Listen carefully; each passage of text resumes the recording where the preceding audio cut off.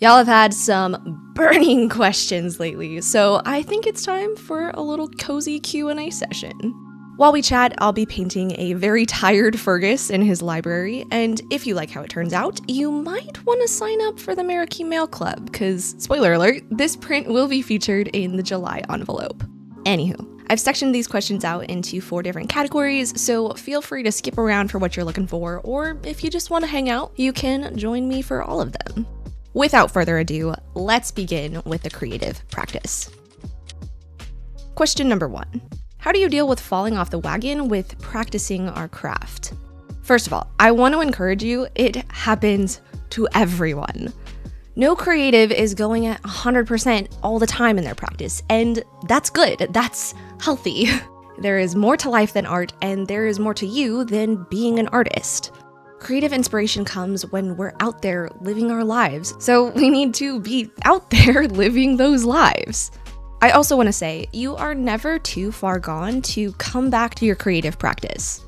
So in my video on the fallow season, we talked about how this falling off the wagon idea doesn't exactly have a time frame. Maybe you haven't painted or written or crocheted for a couple of weeks, or maybe you haven't touched your supplies since 2018. But however long it's been, you can always come back to the creative practice.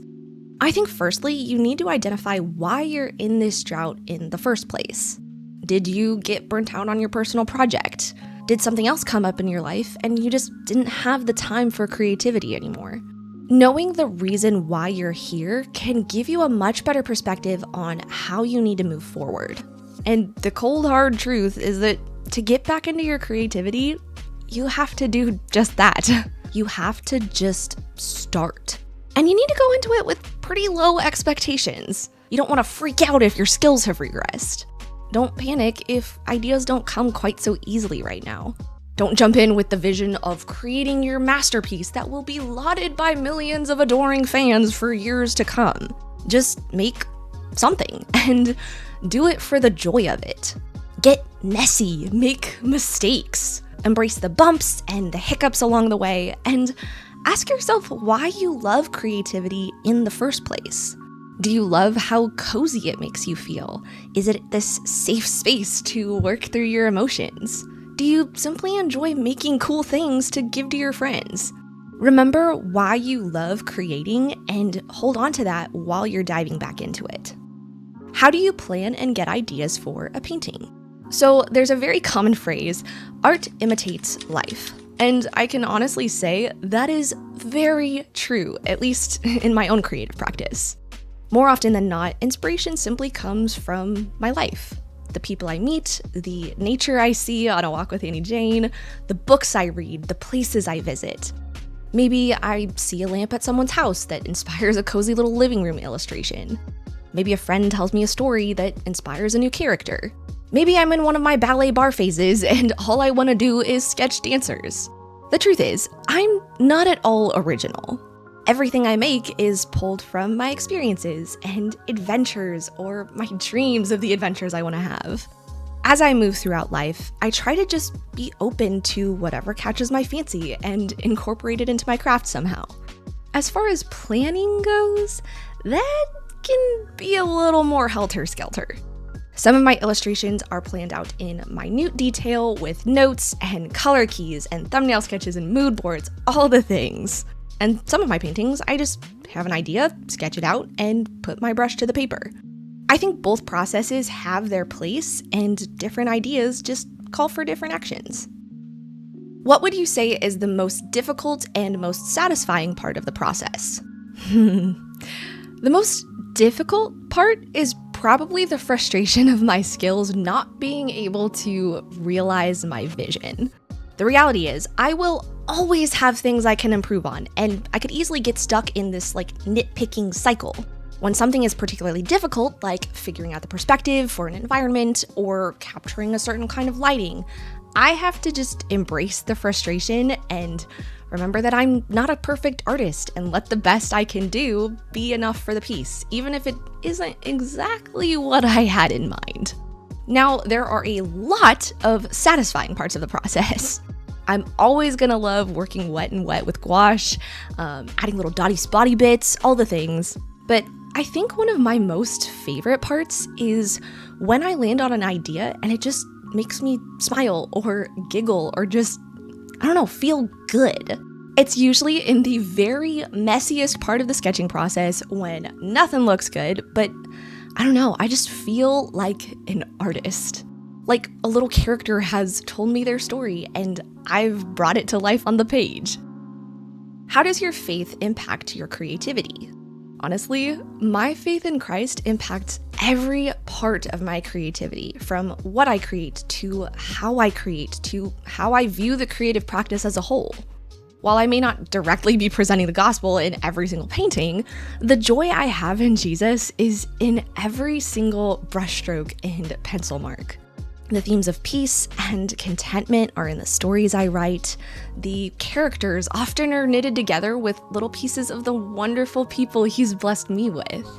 When I approach creativity, I'm reminded that it's a God-given gift that's to be used for his glory and not for mine.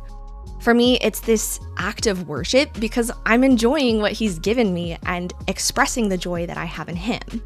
So I think the deeper I grow in my faith, the deeper I also grow in my art because I'm trying to steward what he's given me and share what he teaches me. How do you balance work and rest as a spoonie artist? How do you find the energy and the passion to create even when you're tired? I'd love to say that I live a perfectly balanced lifestyle, but that is so far from the truth.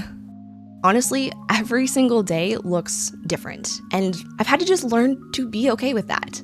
So I like the idea of an energy menu, but I'm not the best at actually implementing it. Basically, you write down all of your tasks and categorize them into levels of energy. So maybe I'm writing the poems or short stories for a book. That takes quite a lot of creative energy, so it'll go into the full power zone. Maybe I also need to transfer the line art for a new painting onto my watercolor paper. I already have the sketch done and I just need to trace it with my lightbox. That's a fairly low energy task. So the important thing with an energy menu is to be very, very mindful of and honest about how you're actually feeling. You know, some days my energy is up, but my motivation is not. On those days, I might just want to pick from the low energy section because I don't want to put in the effort of actually using my brain. However, that's not being a good steward of the energy that I'm working with for that day. Because tomorrow, I might actually be sick, and then I'm really not gonna feel like hitting those high energy tasks. I do believe discipline is very important. Sometimes you give it a go when you're unmotivated, and it just doesn't work out. And that's okay. But it's better to try and hope for the best than to not try and not give yourself the opportunity to actually get into the task that you're doing. So in those cases, I'll set like a time limit for myself of maybe 20 minutes of sketching to see where it leads. And if by the end of that 20 minutes, I'm getting literally nowhere, then maybe I'll try a different task. But more often than not, inspiration really does find you when you're working. So you mentioned making yourself create when you're tired. And I do want to say, listen to your body. If you need rest, take the rest. You don't want to put yourself in a worse position by forcing yourself to push through fatigue unnecessarily. But first you need to ask yourself where the tiredness is coming from. Is your body actually physically tired? Is your brain just overloaded with too much scrolling on Instagram? Sometimes when we feel tired, we're actually just overwhelmed. And in that case, taking a bit of time for creativity can actually be very energizing because you're calming your nervous system by doing something that you really love. You're letting go of the overwhelm, turning off the distractions, and just sitting a bit with your craft. So my advice is, if you're actually tired, take a nap. But if your brain is fatigued, give yourself just 10 minutes of creative time and see if it doesn't make you feel a little bit better. How do you know that you've found an art style? I'm especially interested in your point of view on this because you've mentioned you don't want to hole yourself into one style. Art style is such a tricky subject because I feel like we all put way too much pressure on ourselves to find our style to the point of not actually enjoying our creativity anymore. I think step one is asking yourself if you even need an art style. Is this your career or are you a hobbyist? If art is something that you love doing, but you're not trying to sell it or anything, then I don't really think having an art style matters that much. I think you should focus simply on making what you love and not on it having any kind of real consistency. If art is your career, I will say it does change things a little bit. The truth is, it's a lot easier to build a brand if you have a recognizable vibe. But that doesn't mean you're only ever using one medium or painting the same subject or using all of the same colors, etc. For example, I love using gouache. I also love using a dip pen. I can't make an ink illustration look like a gouache illustration, and it would drive me batcrap crazy if I tried to. However, my ink illustrations and my gouache illustrations, they still have these tying themes. Coziness, nature, magically mundane moments. The farther along I get in life and in my art journey, the more cohesive my work will probably be because I'm figuring out who I am and what inspires me, the materials I love to use, and the things I love to create. But to answer your question of knowing whether or not you've found an art style, ask yourself, if you could only create this way for the rest of your life, would you still find joy in that? So for example, I've been asking myself, if I could only use gouache and paint the lovely little lives of the Meraki Meadow for the rest of my life, would I be okay with that? And honestly, I'm gonna say the answer is yes. That's how I know it's a style that I truly love and have truly landed on. If you were starting out as an illustrator today, how would you balance your time between master studies, studies from life and observation, and creating original illustrations? Y'all are asking some very good questions, but I think you might have a little bit of a false impression of me. I am not a very organized or well-balanced person. I am day in and day out the conductor of the Hot Mess Express. But if I could go back and try to be more systematic, I think I would organize all of this into projects. So I really love setting challenges for myself, and I think they're a great way to keep me on task. For example, I really loved my 100 Scene Studies challenge where I painted 5 scene studies for 20 different themes from various movies and TV shows. This was a massive challenge and didn't really leave a whole lot of time for personal play. So if I were to go back and do that now, perhaps I would take one theme at a time, paint the 5 scene studies, and then paint a personal piece that centers on that subject using what I learned. Or let's say maybe I want to start creating some characters, so I design a challenge around that. Maybe I spend 2 days a week on figure studies from life or from reference. I read my favorite art of book and copy the designs I see, making note of the exaggeration of the poses and expressions, the squash and the stretch of proportions. And as I go, I work on a character of my own using what I'm learning from each of these things. Honestly, I think the most important parts are balancing practice with play and not trying to get better at everything all at once. Divided attention equals divided results. So I think it's very important to choose only 1 or 2 skills to be building at a time. What's something you've been meaning to draw, paint, or illustrate for the longest time but haven't gotten around to it yet? Okay, I really want to create a map of the Meraki Meadow. I'm talking like a nice, inky Lord of the Rings kind of vibed map. I love maps, but I am so terrified to try making one for myself. For one, there's so much of the meadow that I haven't explored yet, and I don't want to leave anything out. But honestly, I'm also just a chicken and haven't even made an effort. But speaking of the Meraki Meadow, it's time for the meadow section of the Q&A. What is your favorite animal to draw? Judging by my portfolio, I'm gonna go out on a limb here and say it's probably foxes. I absolutely love foxes, and I think they are one of God's most elegant creatures. There's just so much opportunity for exaggerating all of the fun angles and curves, and also I just really love the patterns in their fur. Other than Bits and Bobbles, who is your favorite character in the meadow? You know him and you love him, it's Fergus the fox. So he was one of the first critters I knew in the meadow, and I don't know, I just really love this little guy. So I've been working on kind of fleshing out the backstory of the meadow and some of the characters, so here's a little piece of his lore. Fergus was always interested in academics and learning of every kind. No subject has ever existed outside of his interest, and he spent his formative years learning and reading and exploring the worlds inside of words. He was destined to be a scholar. So as he grew up, his passion for learning led him to pursue a season of adventuring. He traveled to faraway places, learning the beauty and traditions of foreign and fascinating cultures, discovering and practicing new hobbies and trades, all the while recording his findings in his many journals. But over the years, Fergus grew older. His fur began to gray and his bones began to ache. He decided he would need to pursue a new adventure. Not a less than adventure, but a softer one. So he found a home for his books and his soul in the Meraki Meadow. He took the facts and the stories he'd collected and turned them into beautifully bound books for others to enjoy. He built a library with shelves and shelves full of adventures just waiting to be taken. Of course, Fergus still travels from time to time, but most of his time is devoted to making a way for others to travel and adventure through their own imaginations. His library is a cozy, magical sanctuary for other meadow folks to sit for as long as they desire and to discuss their favorite pieces of literature. And you might also recognize his daughter, the founder of Fiona's Flavors, where you can always find a scoop of your very favorite ice cream. What has been your favorite part of the Meraki Mail Club? Oh, that's a good question.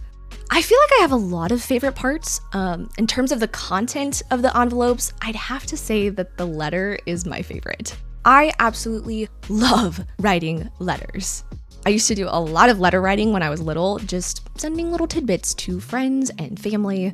I have a pen pal that I love writing to. We come up with like fun little themes for each one. It's so much fun. So in the Meraki letters, I don't know, I love just being able to share what's going on in my life, in my mind, in my creative practice, to just get to know each other a little bit more intimately. Over the last couple of years, I've realized that I think I communicate most clearly and most honestly when I write. Writing gives me time to really articulate what I want to say, to make sure it's understood, and honestly, to make it sound beautiful. There really is such a beauty to words, but I'm not great at actually speaking them. That's why my videos are mostly scripted. Otherwise, it would be an absolute word vomit dumpster fire. I think my favorite part of the Meraki Mail Club overall is that it feels like one of the truest expressions of what I want to communicate through my art, through my books, through my videos, newsletters, all the things.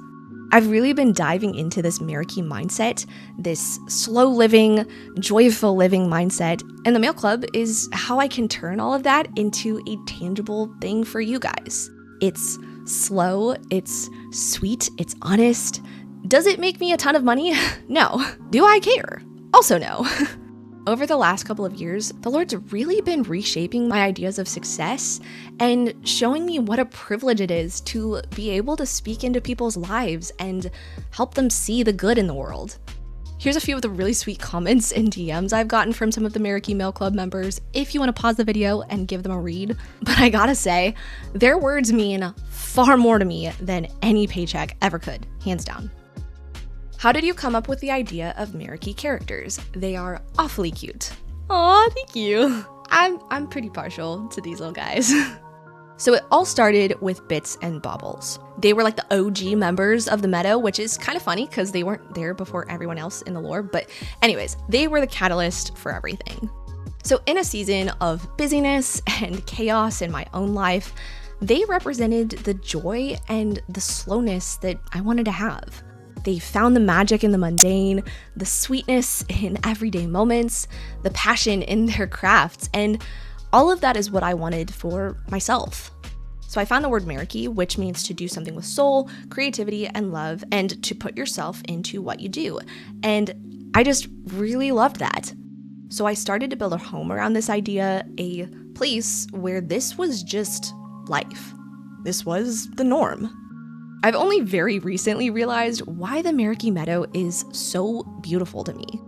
It's because it's this place of contentment, where everyone is brave enough to just live their cozy, silly, ordinary little lives with fervency and joy. No one's comparing their craft to someone else's or wishing they were someone or somewhere different. They are just living every moment in the moment, content. If you want to hear a little bit more about the lore of the meadow and the design choices behind it, I did make a video that goes much deeper into that topic. Are you working on any Meraki Meadow art books? Funny you should ask. Yes, I actually am. I've just finished my second Meraki Monday sketchbook, and I guess that means it's time to start working on the second book for those sketches with the accompanying poems and stories and such. I am really excited for this one because it goes beyond bits and bobbles and introduces some new characters like some of the Meadow Scouts. It dives deeper into the stories of characters we already know like Fergus and Miss Totter, and I don't know, I'm just really excited to share it with you guys. I already have a few little poems written for some of the pieces, but I think this one's also going to have some more kind of essay style pages too.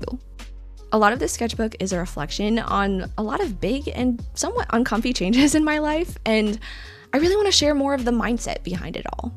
It'll have the same number of illustrations as the first book, but will probably have more writing than the first one.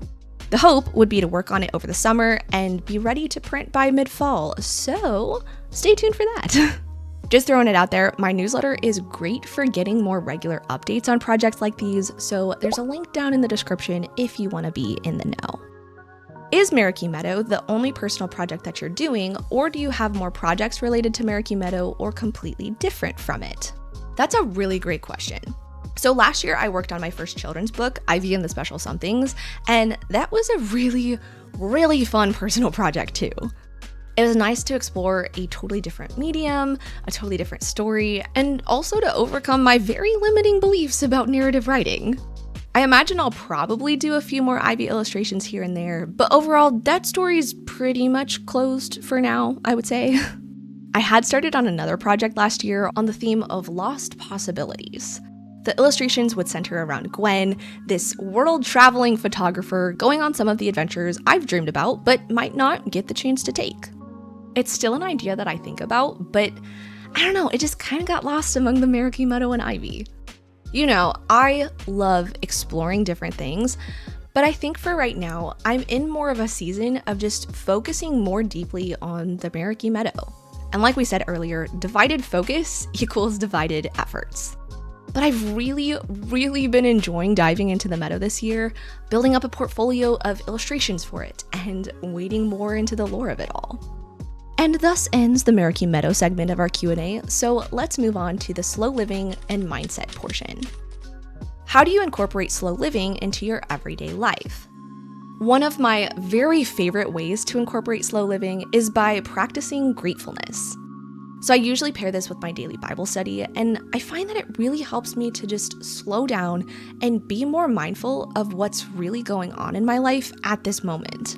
It is so easy to jump 10 steps ahead and forget to appreciate where we are right now, to appreciate this day for the gift that it is.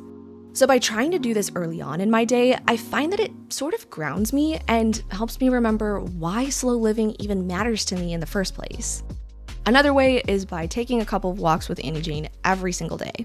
So much of my time is spent in front of a screen writing emails, editing videos, editing prints, and inevitably perusing social media.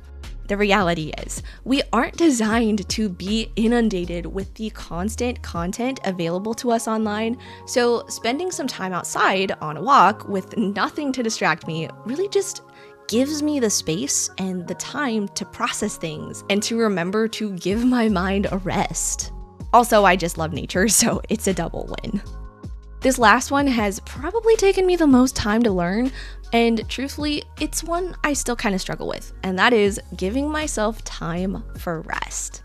For so long, I attributed my worth as a person and as a creative to how productive I was. And that did not lend itself to really taking care of my body and giving it the rest that it needs. I used to try to put in 8-hour workdays because that's what you do. But the reality is my body works a little different and I can't always keep up with that. So now I try to be more flexible with my schedule throughout the day and allow myself to take breaks when I need to.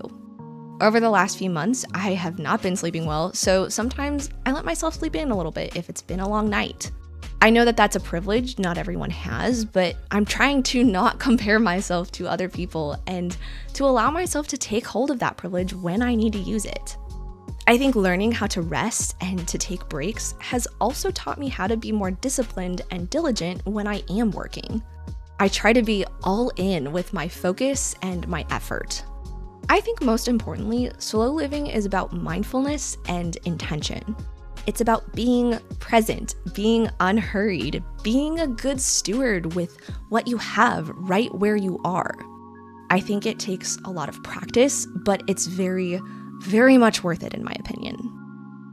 How do you deal with anxiety of being left behind or labeled as less successful from slow living?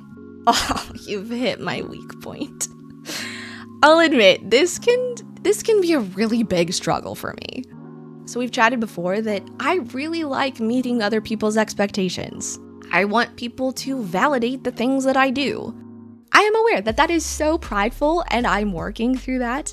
I think to truly combat this, we have to be so honed in on what success means to us. I actually made a whole video about that if you want to check it out in the description. Ultimately for me, it all comes back to my faith. The Lord has been so patient in reshaping my ideas of success and teaching me to trust that my life is not less than the way that I'm living it, because I'm living it in the way I believe He's called me to. Am I at a place in life that a lot of other 20-somethings are? No, not at all. But I can't see the beauty and the goodness in my life and believe that I've been somehow left behind. It's different, it's unique, but it is truly a blessing. How do you prioritize a slow life in the midst of a world that blares the necessity of hustle culture? I feel like this one definitely goes hand in hand with the last question. Hustle culture is constantly being shoved down our throats. It's this be more, do more, have more mindset, and it is very addictive. But one of the things that's really shifted for me and helped me to let go of hustle culture is realizing that that mindset, it doesn't have an end. You are always going to be reaching for something more or something better and constantly going to be unsatisfied with what you have. For me, I've noticed that the more time I spend on social media, the more likely I am to fall back into hustle culture patterns. So I really do try to limit my time online. It's difficult as that's where a lot of my business takes place, but honestly, that effort is so worth it for me. The less time I spend online, the more content I am with my own life.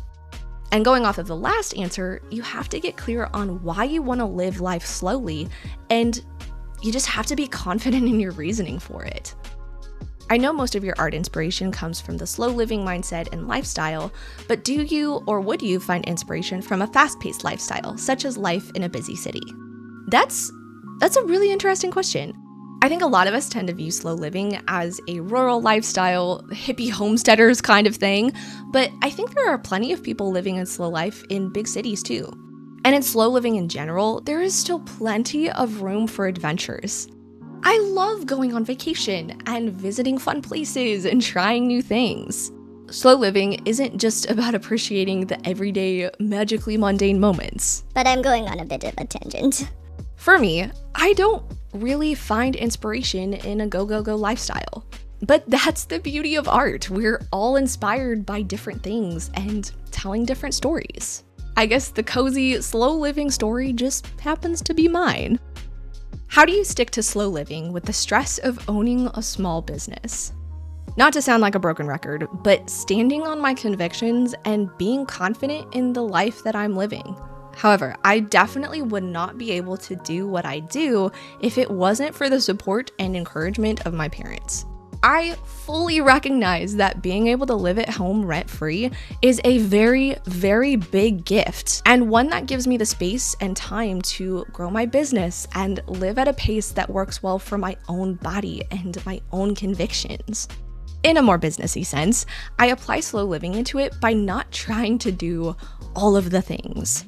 I will say, that's a more recent development. I've only recently been cutting things out so I can devote more time and care to the projects and endeavors that I'm truly passionate about. But like with anything else, practice makes progress, not perfection. I'm learning and growing as I go, and slowly but surely, I am developing some systems that work best for me. Alrighty, we've arrived at the final category, personal questions. Favorite nostalgia foods to cook or put together, and why? Okay, this one's a weird one, but I really, really do love it. So my family and I are soup and stew fanatics, always have been, especially in the fall and winter. So one time my mom had made a batch of apple cider in the crock pot and didn't get all of the cinnamon fully washed out. So the next time we made beef stew, there was this kind of underlying cinnamon flavor to it. And honestly, that is one of the most delicious things I have ever tasted. To this day, I still sprinkle some cinnamon on my beef stew. Another one is macaroni and cheese with tuna and peas. This was one of the meals my sister and I always used to eat at my grandparents' house, so it's like a plate of nostalgia for me. How are you today? I am doing well, thank you for asking. A bit sore, I've been trying to get back into weightlifting, and deadlifts kind of killed my back, but it's fine. Thank the Lord for standing desks. I'm also a little tired. Like I said, sleep has not been my friend lately, but we're making it through, slow but steady. I'm also having a lot of fun with this Q&A. What are your favorite colors? Yellow, hands down. It is sunshine and coziness and sunflowers and happiness, and I love it. I also really love earth tones, lots of greens and browns and like burnt oranges. Oh, and muted colors. I got this set of Derwent colored pencils for Christmas, and it is everything you could ever want if you're a muted color girly like me. Also, the pencils themselves are very, very buttery, and I'm a big fan of that. What is your favorite tea? I love tea. And I love all kinds of flavors for all kinds of different things. Matcha for when I'm feeling particularly crunchy and earthy. Vanilla chamomile when I need a cozy little cup before bed. Ginger turmeric when I have a tummy ache, which is often. Any advice on how to start journaling? Oh, that's a good one. I will say, I've fallen out a bit of the practice of journaling lately. I was about to start making some excuses, but the reality is I just haven't made time for it. So that would be my number one tip. Make it a priority. Literally just set aside 10 minutes once or twice a week. If you need some prompts, there are a lot of great prompt lists on Pinterest. But honestly, my favorite form of journaling is just writing whatever comes to my mind. It's chaotic and crazy, which, you know, that's on brand for me. But it really does help me process through things, and some of my best ideas come from those pages. Now, this tip is a little bit consumerist, but whatever. Get yourself a fun journal and a good pen. Get something that you actually want to open. Get a pen that actually feels good when you write with it. Get some washi tape or some stickers to decorate your pages with. Shameless plug here, I have a whole sticker sheet set full of fun themes just for journalers.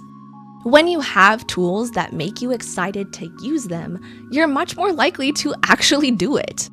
Now, I'm not saying you need to go out and buy a $300 fountain pen, but, you know, go to Walmart and get the fun pack of colorful gel pens if that's what's gonna get you pumped to actually start journaling. Don't be afraid to invest a couple dollars to make it fun. And that, my friends, is the end of our Q&A. This went on far longer than I thought it would. I've been recording for almost an hour now, but I hope you enjoyed it. Tell me a little bit about you down in the comments. Let's make this a two-way conversation rather than just an interview. I hope you enjoyed watching me paint Fergus in his study, and if you like how this piece turned out, you can grab a print of it for pre-order down below, or you can sign up for the Meraki Mail Club before July 10th to receive a print of it in the July envelope. Huge thank you to everyone over on Patreon for helping to support my creative practice. If you're interested in another Meraki Meadow video, then head on over to watch this one next. Thanks again for watching, and I'll see you soon.